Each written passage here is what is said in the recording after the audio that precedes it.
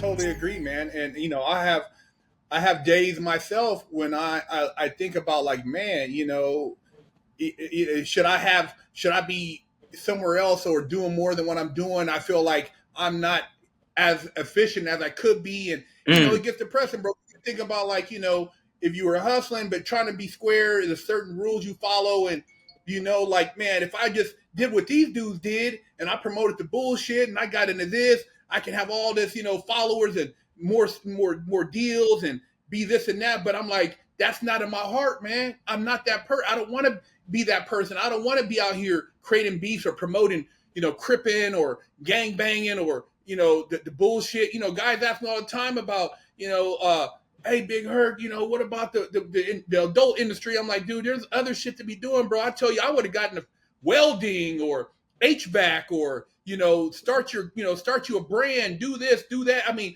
get in the automotive industry. There's so many other things now. I wish as a kid my grandfather would have showed me, because I didn't have no father figure. Like, I would have got in, because I look at like some of these dudes whose dads was in race cars. Now they own big right, ass race car companies and right, rental companies, and they got car dealerships, or their dad was involved in selling tires. Now they got one of the biggest tire distributors in right. whatever part of town. I mean, these dudes work together. And even when I see like the Mexicans that I ran across in LA, they come over here, but they put their family up, and now they got tire shops. They ain't working for nobody. They're working with each other.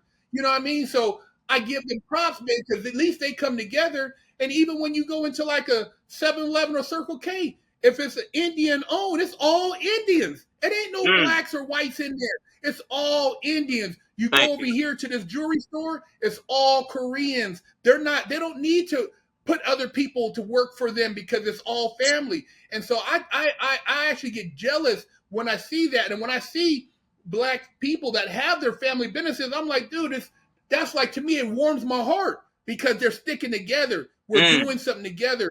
And we need to learn that, because when you see that, and I know they have more of it down south where they have these family owned businesses. And when I see that, and I see brothers, I'm like, damn, bro, you gotta, you're doing your thing. You got your son over here. And it's like, dude, you're putting them into a legacy, and we don't have that. There is no legacies no more. It's like, I think like what you were just saying about the women. I remember my grandmother, even though I don't want to go Sunday morning, I got to put on my church clothes. I put my yep, church clothes on, my church shoes. I go in there. She would go in there to church. We go to Sunday school. Then we go into the big part of the church. And you be in there from like 8 o'clock to 12 o'clock. yep, And then you go out to yep. eat. You might go eat a nice little whatever. You go out to eat. Grandma take you. But you know what, man? Even though I didn't like that, and some of the stuff you can say, okay, I don't agree with this, I don't agree with that, but this, it taught you values. My grandma dressed nice. My grandma never twerked, or she wasn't out there talking about no way out shit. She taught me about keep your mouth shut, say thank you, excuse me, yes ma'am, no ma'am, open the door, speak when you see an adult, be curt. I mean, she taught me all these values, and I'm thinking, these kids don't have nobody teaching them this. There Right. is no grandmas out there like that. You don't have no, my grandpa taking me to an A's game on a Sunday and teaching me, hanging out with him and eating a hot dog and, feeling like I'm a part of. These kids don't have that. There's none Right. of that, bro. The grandmas now, you see every video on social media, they're all twerking, shaking their ass. Come on, man. You're 6 years old shaking your Right. ass? Right. And that's the problem. Because, like you said, the images these kids see from birth is horrible. Like I tell the guy, you're a father, you have sons. The son go see the father, the first Superman, the first Batman. You gang banging, bro. You hustling. You don't think this kid see this? Then the mama coming in with hoochie mama shorts on. You hanging out with your 16-year-old daughter. Y'all both competing for the same hustler in the bar. She 18 now. You 37. Y'all both want this 22-year-old kingpin. And you out there touching your toes and twerking, and your daughter see this. So the images are gone, and then where's the mothers and fathers that want to take the kids to church? Nobody love God no more in this generation. Yeah, yeah, So if you yeah. grew up in God or you grew up with some values, no matter what me and you did, hurt, we both went to prison, we're going to revert back to our teachings. But Yeah, these kids yeah, only yeah, been taught negativity. I'm like, damn, yeah. why so hard to get things across to this generation. But it's not really their fault. They don't have good upbringing. They don't have good leadership in the household. And that's a disconnect. Like you said earlier, I had two parents, but my father wasn't the type of father I would want to be, even though he was a breadwinner, he worked every day, but he hustled, he was abusive. My mother kept her foot on our neck. But these kids don't have nobody keeping their feet on their neck. So I know they're gonna be Yeah. off the hook. And it's bad out here, bro. We gotta really start getting together as as leaders. Cause we the last elders. I'll be 60. I don't know your age, but we the last elders. Once we gone, God gonna have to reset this earth, man. Cause it's gonna be horrible another 20 years from now. No, man. Dude, you hit you hit a chord right there, man. I'm 51, and I think back, like you said, I'm 73, so I'm the last of, right after, when things started really changing, man. You start getting to the 80s and 90s. Now you got 2000. I mean, dude, it's crazy. I mean, they don't even have anybody that they see on a regular basis that help ground them and give them something. Like you said, if you don't have at least, what you said something too, where you said we were, even though we went to prison, we have something to come back to. When I was in prison and I'm sitting in that USP and I'm meditating and I'm praying, and I was able to go back to what my grandma used to teach me, my grandfather, and I thought about, how did I get here? How did I start making all these bad choices and, getting caught up in entertaining violence and the stuff I did?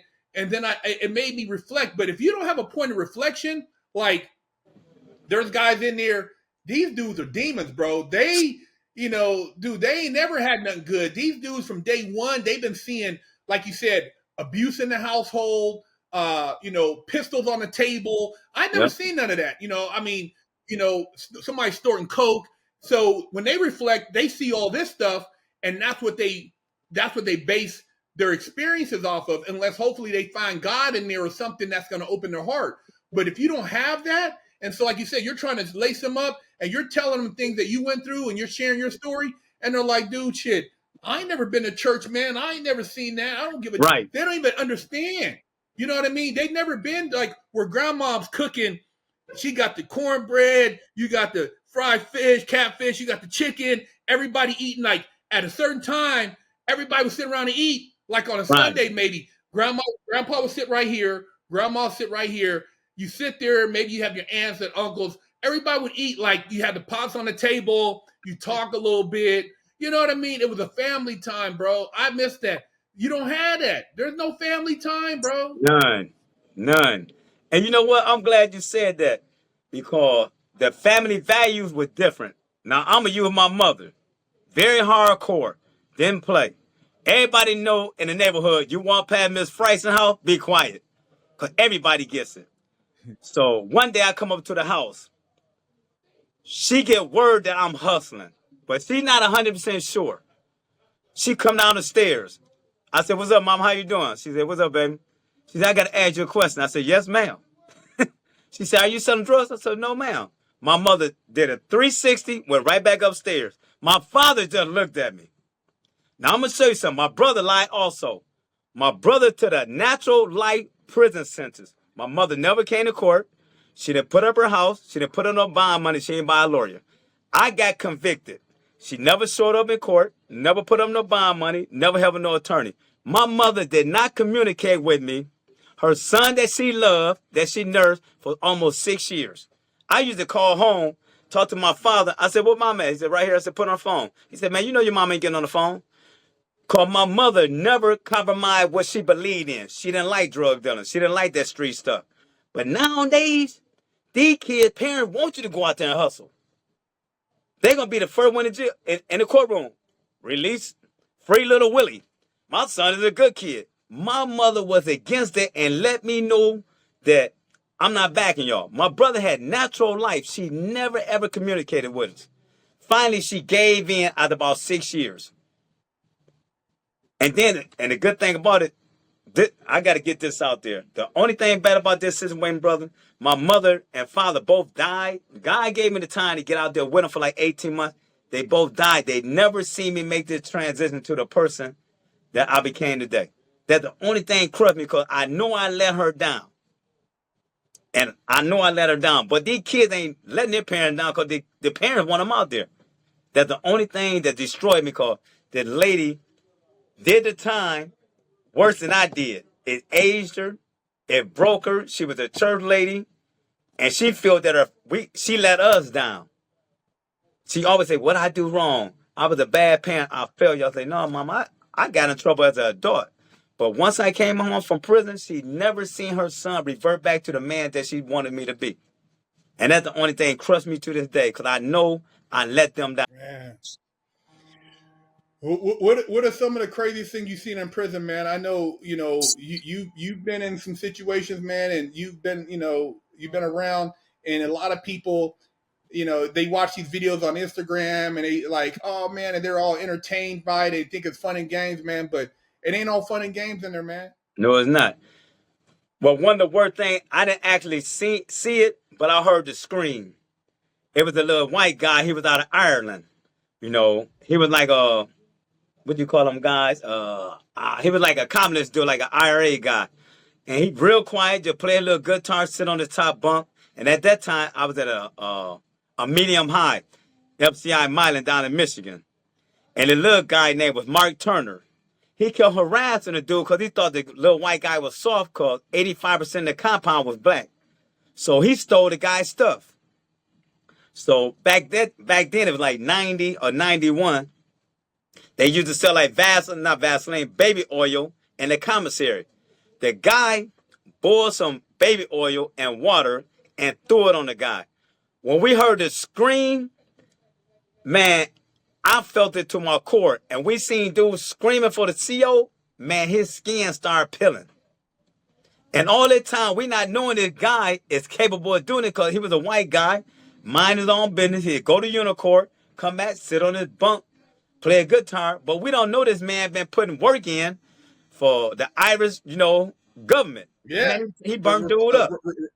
Yeah, A yeah. guy named was Straight Mark gang. Turner. And Wow. the guy Mark Turner was darker than me and you. He turned pink when that water and the oil hit him. So that one the worst thing I didn't see when he actually threw it on him, but I seen the after effect. And another bad situation, I was down at FCI McKean. We was on a weight pit, and guys got into an argument a couple of days prior to that. A guy from DC and a guy from upstate New York, from Buffalo, named Lil Ty Brown. Lil Ty Brown grabbed a weight and hit the dude in the head with it and smashed his face open with the weight. And dude, unfortunately, died from the incident. And that kind of like messed me up also, cause like, damn, dude, you might not make it out of here. And that kind of like started getting real. I started like, damn, dude, anything can happen, man, that you might never make it back to the street. So them two of the worst things I've ever seen, cause stabbings and stuff like that. That's on a regular. But when you see somebody whole head get split on with a weight, that was really scary. That was very scary. Yeah, man. It's all fun and games until you're put in Hmm. a situation and people think, oh man, you go to prison, man. I come out, man, blah blah blah, and it's like, dude, I wish I could have learned my lessons on the street, in college or doing a trade and had a family. I missed all the time I would have been having kids. I mean, Right. my 20s was gone. I get out, I'm in my mid 30s. I don't have shit. I have no assets, no car, no savings, no nothing. I'm an middle aged black guy that's broke, and I'm trying to figure out like to get my shit together. And dude, it's not all it's cracked out to be. People look up now and they watch BMF and they see like Big Meech and this and that, and they think, oh man, they're glorifying the story. But you don't think Big Meech would rather be home with his family?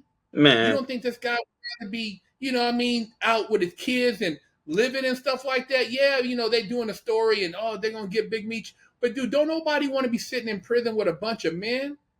bro, let me break this down. I be trying to tell a young guy, Big Meat's depressed. He's sad. He hurt. That man ain't happy to be in prison. The fun is over. And then he don't have access to his money unless somebody send it to his books. So he like everybody else. He might have some resources coming in cause he real popular, but the man is depressed. And every day he wake up, he can't tell me he don't wish he was free. That's why I looked at one episode of that stuff I didn't look at no more because for one, it's still glamorizing street culture. Let's tell the truth about Big Meech being in jail. Dude, you hurting there. And people got to keep this honor with these young kids. Hey, yeah, it's fun. But when that rabbit got the gun, I sat on the edge of my bed and said, man, I got tricked off the street for 20-some years of my life. Didn't have access to my money. The money that I did have put up, I get out, I don't have it. You know how that go. Yeah. I come home broke. So Big Meech, if he didn't have 50 Cent and people in the industry, most likely he'd come home broke. And then I know more people who go to jail as kingpins, they only know one hustle. He might not be a hustler in there. So he might be out there hoping that somebody's sending some money, hoping that a girl answers the phone, praying that he can see his kids. So people need to stop glamorizing that because they realize Big Meech in there walking around with a bald spot with braids right now. He's very depressed. And no matter how many videos he sent out, no matter how many push-ups he do, dude, you depressed, bro.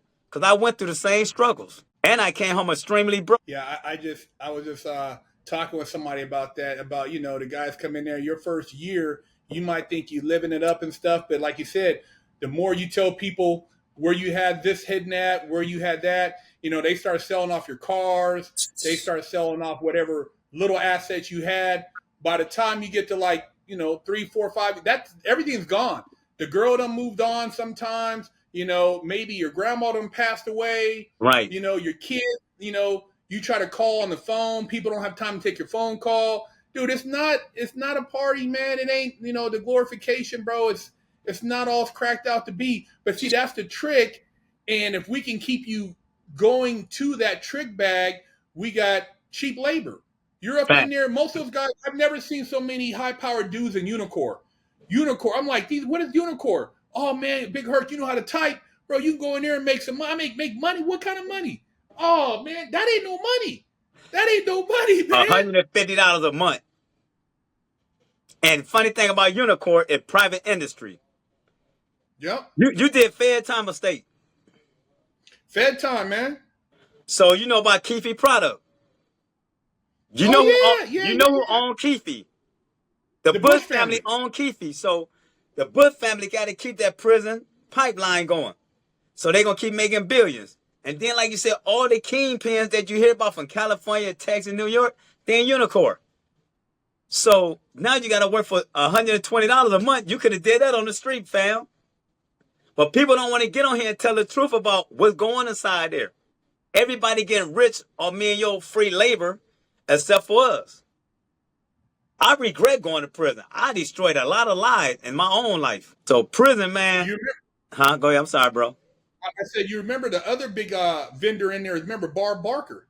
Yes. And think about it. His family going to be building up generational wealth off slavery. Because the Constitution states if you commit a crime, they can put you in prison and they can make you work in voluntary slavery.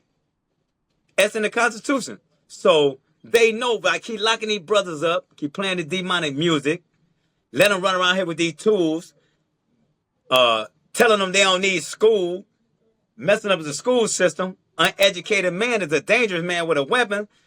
He committed a crime. He sell drugs. I got him in prison for the rest of my life. We keep making money. And nobody fighting for this. Nobody fight for this cause. In our community now, everybody have, I need this now mentality. So you got to do a crime to get it. They don't care. Your mama don't care. Your grandma don't care because they don't have OG grandparents like me and you. They have OG grandparents now that act just like them. They gang banging with them. They hustling with them.